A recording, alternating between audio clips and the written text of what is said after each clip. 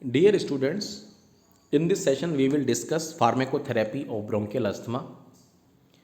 In the last session we have discussed cough, and this is now the second respiratory disorder we will discuss today. A significant number of patients are present with bronchial asthma in our society, especially the pediatric age group of patient present starts with this bronchial asthma.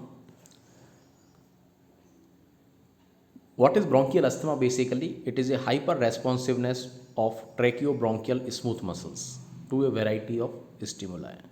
And because of this hyper responsiveness to a different of stimuli, these stimuli are called as allergen. And because of this hyper responsiveness, there is narrowing of air tube. And because of this narrowing of air tube, there is a difficulty in breathing. And not only the narrowing of air tube is present, but also in the airways, secretion is increased in the airway. Mucosal edema and mucus plugging is also present in airway. But nowadays, asthma is recognized as a primarily a inflammatory condition. Inflammation is basic reason of bronchial asthma, which causes hyperreactivity. And this different type of stimuli which are called as allergen, this allergic basis can be demonstrated in many adults and higher percentage of pediatric patient. So basically in bronchial asthma is characterized by two things. First one is narrowing of airway tubes, that is bronchoconstriction, and second is inflammation is present. So two things are present in bronchial asthma. First one is bronchoconstriction and second is inflammation. And to treat bronchial asthma successfully, either you have to give bronchodilator drug or you have to give anti-inflammatory drugs. Anti-inflammatory drugs we have discussed along with NSAIDs. The other group is glucocorticoid, which are very potent anti-inflammatory drug which are used in treatment of bronchial asthma.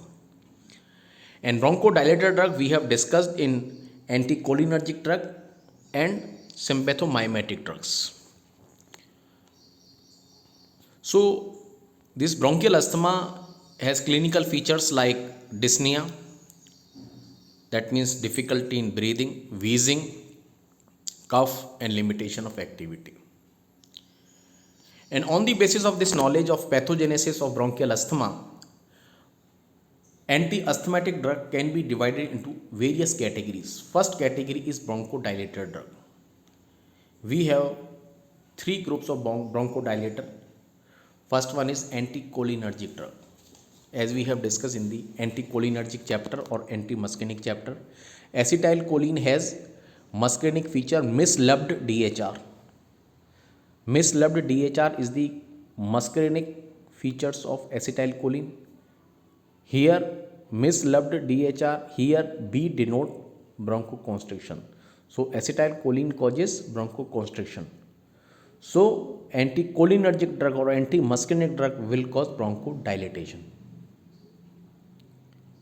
So anticholinergic drug or atropine like drugs are used in treatment of bronchial asthma to dilate bronchi. Two anticholinergic drugs are used in treatment of bronchial asthma: ipratropium bromide and tiotropium bromide. These are selective anti-muscarinic drug and given as a meter dose inhaler in bronchial asthma. Second bronchodilator is beta 2 sympathomimetics, which stimulate beta 2 receptors present in airway. One thing, anticholinergic drug block M3 receptor present in airway, while sympathomimetic drug stimulate beta 2 receptor selectively in airway. These are two groups. First group is short acting beta agonist, that is SABA, short acting beta agonist, salbutamol and terbutaline. Second is LABA, long acting beta agonist, that is salmeterol and formoterol. SABA is short acting beta agonist, so they are used in acute attack of asthma. LABA is long acting beta agonist, they are used in long term management of bronchial asthma. Third group that is now not commonly used, that is methylxanthine group. This include theophylline, aminophylline and doxophylline. Group is given through oral route. While the first two group, anticholinergic and beta 2 sympathomimetics, are driven as a inhalational route, while methylxanthines are given through oral route. Apart from bronchodilators, second group is anti-inflammatory group, that is corticosteroids. They are very potent anti-inflammatory drugs. They are given either through inhalation route like anticholinergic and beta 2 sympathomimetic, inhalational route. Directly drug is given directly in the lung, directly in the bronchial tree. There are various inhalational drugs, but keep remember 4 inhalational corticosteroid. These are BCBF, budesonide, cyclesonide, beclomethasone, fluticasone. So these are 4 inhalational corticosteroid you have to keep remember. Systemic corticosteroid, they are given through oral route or through parenteral route. These are hydrocortisone and prednisolone. Third group is leukotriene antagonist, because leukotriene are the inflammatory mediator which causes attack of bronchial asthma, which are crucial to cause bronchial asthma. So if we use antagonist of leukotriene, they antagonize the action of leukotriene and asthma can be relieved. These are 2, montelukast and jafarlocast. Next group is mast cell stabilizer. Mast cell stored histamine. When they degranulate, histamine is released in bronchial asthma precipitate. So we give sodium chromoglycate and ketotifen, which stabilizes mast cell. So there is no granulation of histamine, so bronchial asthma attack can be relieved. Anti-IgE antibody omalizumab is also used in treatment of bronchial asthma. One important thing you have to keep remember, in which many of the students get confused, montelukast is leukotriene antagonist. Lukast, suffix is lukast. It denote Lu is for Leu, leukotriene, and Ast is for antagonist. So lukast suffix denote leukotriene antagonist. Montelukast is not mast cell stabilizer. Mast cell stabilizer are sodium chromoglycate and ketotifen, while montelukast and jafarlocast are leukotriene antagonist. Lukast means leukotriene antagonist. Okay. Now in this session we will discuss bronchodilator group, all the 3 bronchodilator group. First one is sympathomimetics. They are very commonly used in treatment of bronchial asthma. They can be used as a inhalational group. Inhalational, directly drug is administered in the bronchial tree. Otherwise, they can be given as a oral tablet. Mechanism of action of sympathomimetic, beta 2 sympathomimetic drugs, as we have discussed in detail in sympathomimetic drug, they stimulate beta 2 receptor in bronchial smooth muscle cell, so which causes relaxation. Previously in sympathomimetics we were using adrenaline and isoprenaline, but we know these are non-selective sympathomimetics, so they are causing a good number of adverse effects. So nowadays they are not used now, but nowadays they are not used. Now selective sympathomimetics are used. These are SABA and LABA. SABA means short acting beta agonist and LABA is long acting beta agonist. They are very fast acting bronchodilator when inhaled. So first we will discuss short acting beta agonist, that is salbutamol and terbutaline. Salbutamol, that is also called as albuterol. It is highly selective beta 2 agonist, so their cardiac side effects are less prominent. Heart expresses beta 1 receptor which are not stimulated by salbutamol up to a significant way. So cardiac side effects are less prominent, but they are present. So selectivity is further increased if the salbutamol is given through inhalational route. Because the drug directly reaches in the bronchial tree, it does not enter in systemic circulation, so their adverse effect, these systemic adverse effects are reduced. When salbutamol is given through inhalational route, it causes bronchodilation within 5 minutes and the action lasts for 2 to 4 hours. So we can see they are very rapidly acting bronchodilator drug. They causes bronchodilation within 5 minutes and their action is very short acting also, 2 to 4 hours. So it is used to abort and terminate attack of asthma because they are rapidly acting beta agonists, and they are not suitable for round the clock prophylaxis because they are short acting drug. Their action lasts for 2 to 4 hours. So they are not suitable for round the clock prophylaxis. Adverse effect, two adverse effects are very common with beta agonist. You have to keep remember: muscle tremor and palpitation. Muscle tremor and palpitation are very common adverse effect of beta 2 agonist. Muscle tremor because of action of beta 2 receptor on skeletal muscle. Palpitation is because of stimulation of beta 1 receptor on heart up to a certain degree.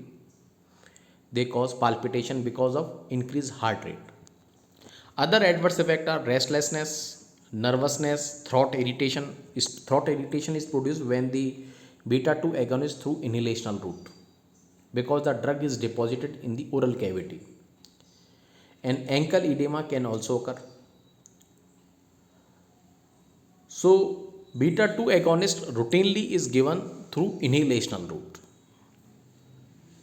but this can be given through oral route,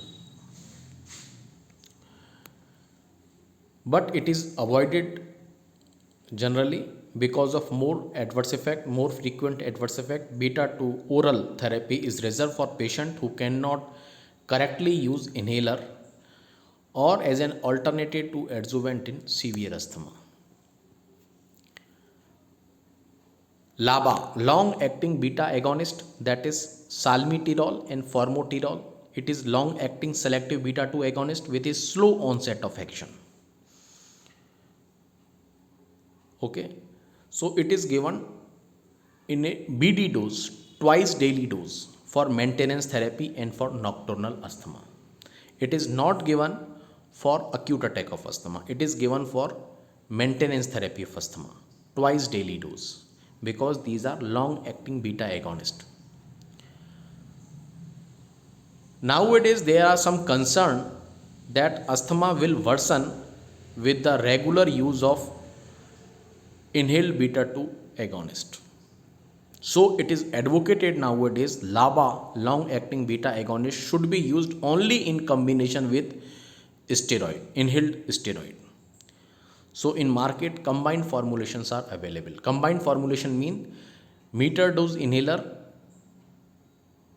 it is not having only salmeterol, it is having salmeterol along with fluticasone. Okay, so this is the combined formulation which is having beta agonist as well as glucocorticoid. You can see here how the adverse effect are produced and how the metabolism occur when the drug is given through inhalational route.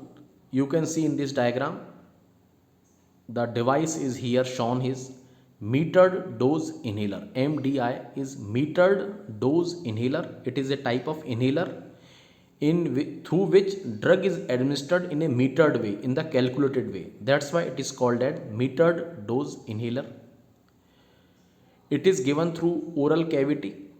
Patient open his or her mouth and the drug is delivered through airway directly into the lungs. Almost 10 to 20% of the amount of inhaled drug reaches in the lung, while majority of the amount, that is 80 to 90%, is ultimately swallowed in GIT,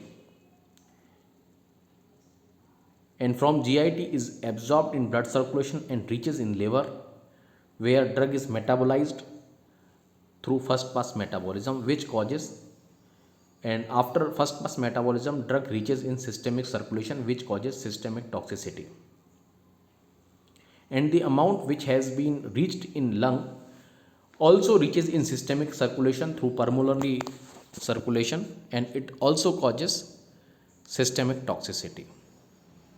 So this is how the drug is metabolized when it is given through inhalational route. Combination inhaler, as we have discussed, they contain LABA, long-acting beta agonist, as well as corticosteroid. Budesonide is combined with formoterol. Budesonide is corticosteroid which is combined with formoterol. And fluticasone, it is glucocorticoid which is combined with salmeterol. So this is a combination inhaler which contain both of the drug, LABA and corticosteroid. Why there are scientific rationale for combining a LABA with a corticosteroid? Because these treatments have complementary synergistic action. Effect of LABA is increased by corticosteroid and effect of corticosteroid is increased by LABA. And because of this synergistic action, both of the drugs are combined. The combination inhaler is more convenient for patient. It simplifies therapy and it improves compliance with inhalational corticosteroid because the patient perceives clinical benefit because of synergistic action. And if you are delivering the two drugs in the same inhaler, that means both of the drugs are delivered simultaneously to the same cell in the airway. And if both of the drug reaches in the same cell, they allow the beneficial molecular interaction between LABA and corticosteroid to occur. So chances of interaction between the two drug molecule increases, so chances of synergistic activity is increased if the two drugs are given in a common inhaler. So these are the advantages why the LABA and corticosteroids are combined together. Now the second group we will discuss is methylxanthine. This drug is now not routinely used. It is given through oral route. Mechanism of action of this group is release of calcium from sarcoplasmic reticulum, especially in skeletal and cardiac muscle. But most common mechanism of action is second one, that is inhibition of phosphodiesterase enzyme, which degrade cyclic nucleotide intracellularly. So actually there is a molecule ATP. ATP is converted into cyclic AMP and cyclic AMP is converted into 5-AMP. And the enzyme responsible which convert cyclic AMP into 5-AMP is phosphodiesterase enzyme, which is inhibited by methylxanthine group of drugs. If this enzyme is inhibited, concentration of cyclic AMP is increased, and increased concentration of cyclic AMP causes bronchodilation, vasodilation and cardiac stimulation. The drug used to inhibit phosphodiesterase here is theophylline. Theophylline is non-selective phosphodiesterase inhibitor, but isoenzyme 4 and 5 is mainly responsible for bronchodilation. Selective phosphodiesterase inhibitor like silomilast and roflumilast are under clinical evaluation, and some of these drugs have been approved nowadays for treatment of bronchial asthma.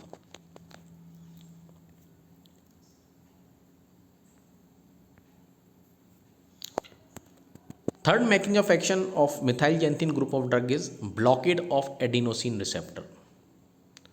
Adenosine act as a local mediator in central nervous system, cardiovascular system and other organs where they contract smooth muscles, especially bronchial tree. So adenosine causes is bronchoconstriction, and when the adenosine receptors are blocked, bronchodilation will occur. And adenosine has also important role in cerebral blood vessels also. It depresses cardiac pacemaker and inhibit gastric secretions.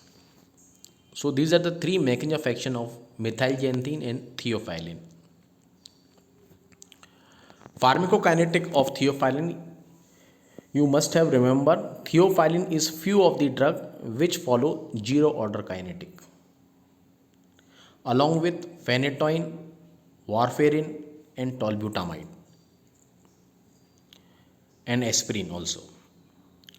So as it follows zero order kinetics, so it is therapeutic index is less as compared to drug with follow first order kinetic. They have narrow margin of safety. Dose dependent toxicity start from the upper part of therapeutic concentration range. Their adverse effects are primarily referable to GIT, CNS and CVS. What happens in GIT? Gastric pain if the drug is given through oral route, because this theophylline is irritant drug. If it is given through rectal route, rectal suppository, it causes rectal inflammation. So it has irritant property, and because of irritation it causes gastric pain or rectal inflammation.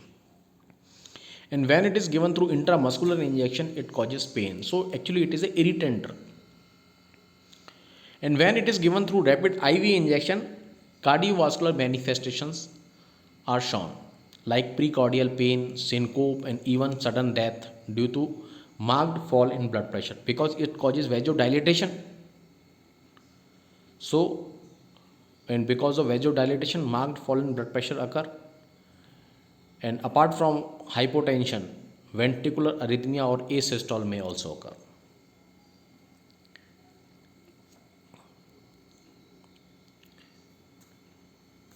One important thing about theophylline is that apart from having zero order, apart from following zero order kinetic, it has various drug-drug interaction.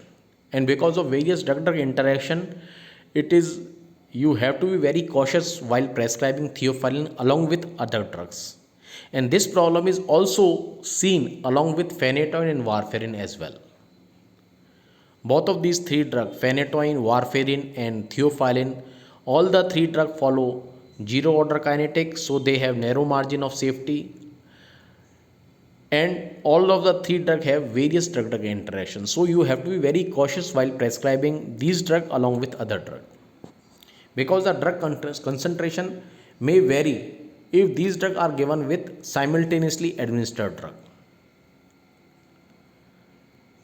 Therapeutic uses of methylxanthine and theophylline: bronchial asthma and COPD, chronic obstructive pulmonary disease. What is the status of theophylline?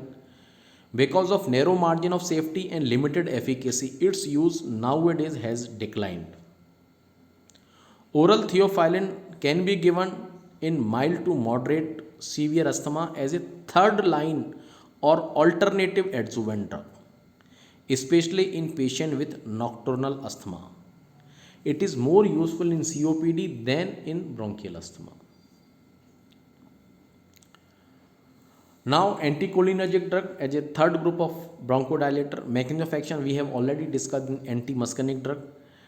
It acts by blocking cholinergic constrictor tone, and it acts primarily in the larger airway.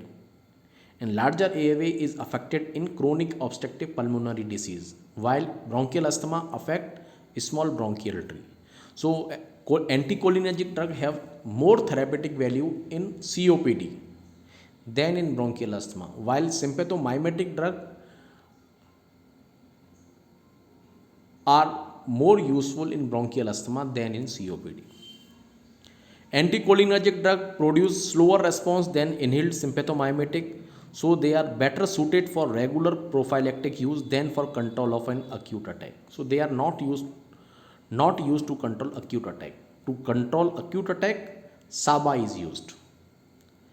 Combination of inhaled ipratropium with beta 2 agonist produce more marked and longer lasting bronchodilation that can be used in severe asthma.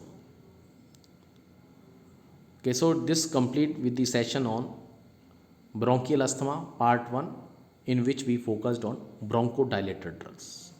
Okay.